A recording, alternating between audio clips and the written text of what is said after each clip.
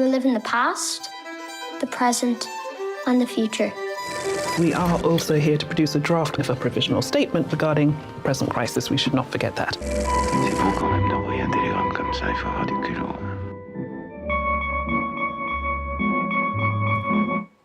Hello and thanks for joining us. Today's film show takes us around the world from a small town in Ireland to the G7 summit via the beaches of Deauville with stars like Vincent Cassel and Cate Blanchett. And to take us through is our film critic, Ben Croll. Hello, Ben. Hello. Well, starting with Small Things Like These, where we see Cillian Murphy in his first starring role since winning the Oscar for Oppenheimer. So tell me, how does it stack up? Oh, well, as the title would suggest, it's a much more modest film than Oppenheimer, but Cillian Murphy's performance might be twice as strong. That's really by design, because Small Things Like These is a character study designed around Murphy, around his star persona, around his screen presence, and designed to really highlight all that he brings to the table as an actor. Murphy stars as a working-class family man who's quiet, who's haunted, but who has a strong moral core. And that moral core is put to the test when he discovers a Magdalen laundry, essentially a penitentiary for unwed mothers, hiding in plain sight in his village. Let's take a look. Mommy, please! No! Mommy, please! Listen to me! I'm not going in there! I am not sorry! Daddy! I'd want to watch what you'd say about what's there. People can make things difficult for you.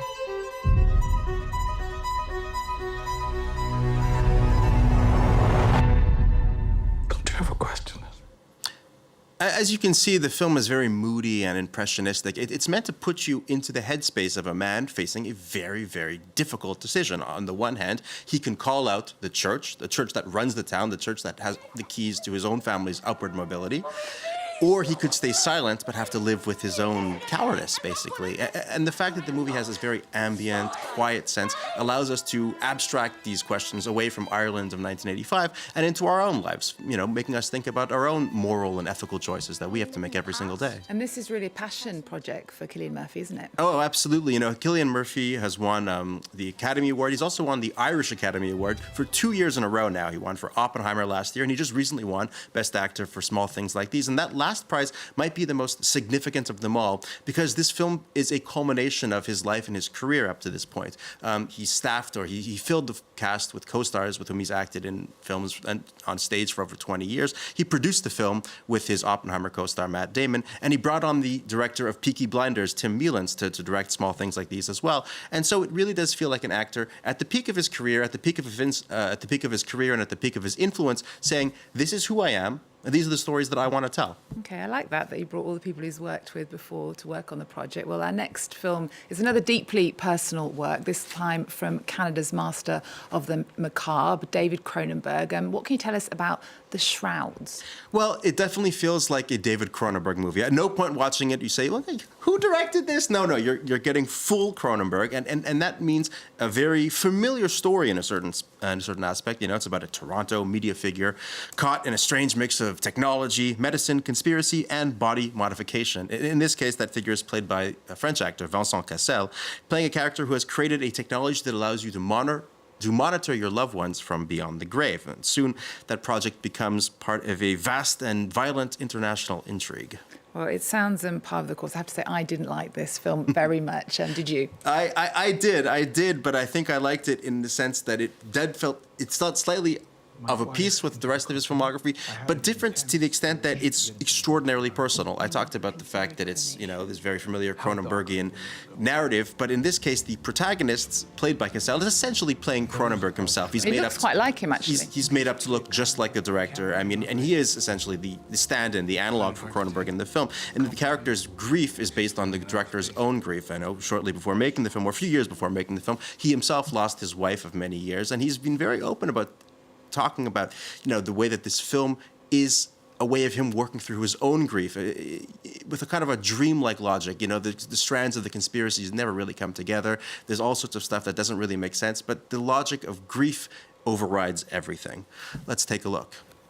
When they lowered my wife into the coffin, I had an intense urge to get into the box with her. You never considered cremation? How dark are you willing to go?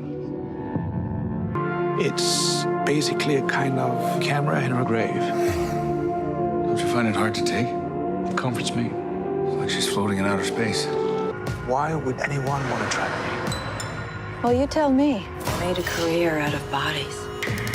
I'm so happy to be involved. Involved?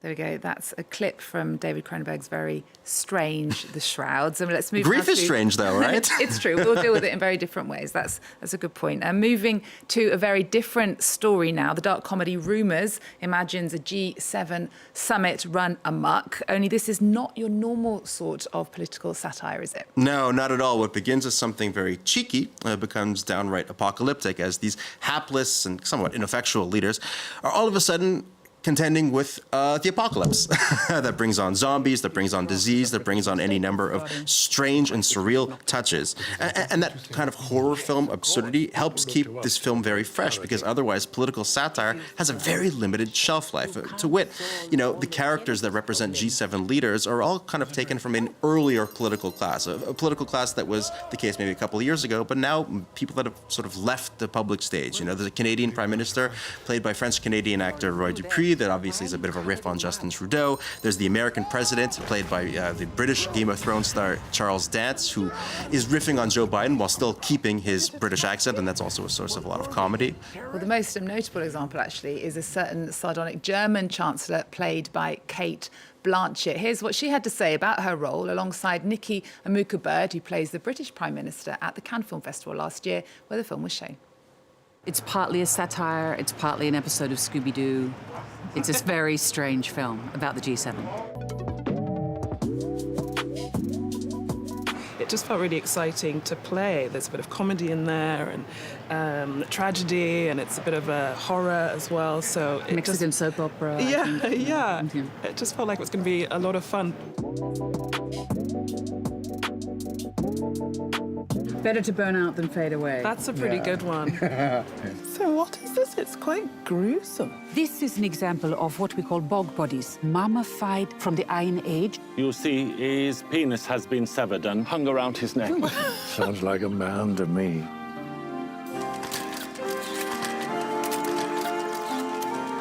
Look at us, the esteemed leaders of each of these great nations. We are also here to produce a draft of a provisional statement regarding the present crisis. We should not forget that. It is important to say what we mean. Yes, of course. People look to us to provide clarity. He feels the burden of leadership. You can't solve all of Canada's problems. I mean, as you can see from that clip from last year's Cannes Film Festival, even the film's stars have a hard time summarizing it in one or two terms. And that's one of the things that I loved about this movie. The film blends this wild, anything-can-happen surrealism with a very dry, deadpan style. I mean, anything can happen, but the film will be very, very deadpan about it. And it's a kind of humor that I found just remarkable and extraordinarily funny. That being said, it's an acquired taste. I mean, I was laughing. I was rolling on the floor laughing when I saw this movie, and I was one of the only ones doing so in the theater. I mean, people were like looking at me, and they were saying like, "Are we seeing the same movie?" And in a way, somehow we weren't, because humor is very subjective. I guess that goes to show that humor, maybe unlike diplomacy, is better when it's a little bit weird. Okay, well, that certainly sounds weird. You brought us quite a few weird films this week. Well, listen, Ben. and diplomacy is getting pretty weird these days, so it's maybe not for the better. We're going to close then with a classic, the re-release of a French film, Claude Lelouch's Un homme et une femme. It returns to theatres right before the Cannes Film Festival, which starts next week, because the Cannes Film Festival is giving it a very particular honour, isn't it? Yes, exactly. Well, as the film's title would suggest, an homme et une femme, a man and a woman, is an elemental love affair between a man and a woman brought together by race cars, rain, and a shared sense of grief. The film would go on to win the Palme d'Or at the 1966 Cannes Film Festival, before winning 2 Academy Awards, and its score, from composer Francis Lai, remains some of the most memorable music in basically all of film history. Now, that's memorable for good and ill. I think if you know that tune, da da da da da da da da da da. Oh, yeah. Yeah, I'm sorry for that. I was hoping you were going to sing. Oh, I was dreading it. But it's a tune that's become not only really familiar from A Man and a Woman, but from, waiting rooms, doctor's offices, television ads, That's one of the dangers when you write a catchy tune, is that it takes on a life of its own. And the film itself has also sort of took on a life of its own. Man and a Woman came out in 1966. It led to 2 sequels 20 years later in 1980, and The Best Years of a Life, which came out in 2019 and which played at the 2019 Cannes Film Festival. Unfortunately, since 2019, both stars Anouk Aimée and Jean-Louis Trintignant have passed away. So there probably is not going to be a 3rd sequel, but the images from A Man and a Woman and the images of Trintignant and Aimée will be omnipresent at this year's Cannes Film Festival because they have inspired twin posters, each one recreating the iconic meeting of the lovers on the beach in Deauville from A Man and a Woman. And so, they will not be walking up the steps of the Palais, but their images will be plastered on top of the Palais and everywhere. These film stars are no longer with us, but they have become something bigger. They have become film icons. They have become film icons. Ben Croll, thank you so much for your company today. It's been a pleasure. We're going to leave you with the re-release of A Man and a Woman. Thanks for joining us. There's more news coming up on France 24 after this. Dans la vie, quand une chose n'est pas sérieuse, on dit c'est du cinéma.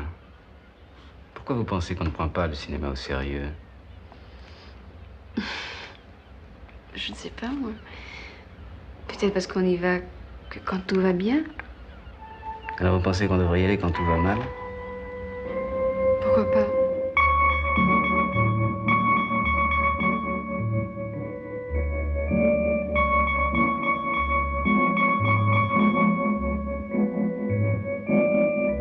C'est beau quand même d'envoyer un télégramme comme ça, il faut avoir du culot. C'est vrai, non, c'est extraordinaire qu'une femme belle vous envoie un télégramme comme ça, c'est merveilleux. Quel courage. Ultra-resistant, imperceptible.